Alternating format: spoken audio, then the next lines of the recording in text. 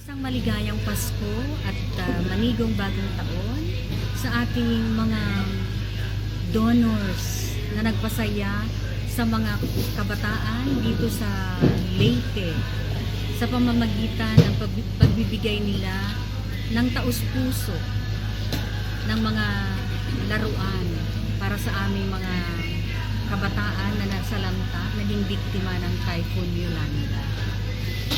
Okay, gusto ko sana pasalamatan first of all yung ating pong mga kaibigan sa PIA, Philippine Information Agency, lalo na po yung sa NCR na sila po yung nag-spearhead dito sa proyekto na ito. Salamat din po sa ating mga kabataan sa Wishbone Kiddie Camp.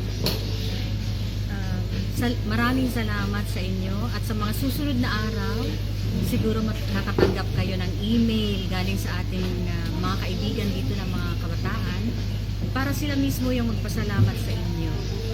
But for now, ay pinapauna ko na yung aming taus-pusong pasasalamat dahil sa isang sa kaligayahan na naibigay ninyo sa kanila. Sana po nandito kayo kaninang nagbibigay tayo ng mga laruan. Makikita mo po talaga na talagang wala na silang nawala na lahat ng laruan nila at kaya ganun na kaimportante yung natanggap nila kaninang laruan. Salamat din po sa ating mga donors sa Olivares College Basic Education Department. Maraming salamat po. Nabigyan po natin yung ating mga kabataan po sa Salvacion, Barangay Salvacion, Palo, Leyte. Nabigyan din po natin yung ating mga kabataan dito sa Leyte National High School. Dito na meron pong evacuation lane center.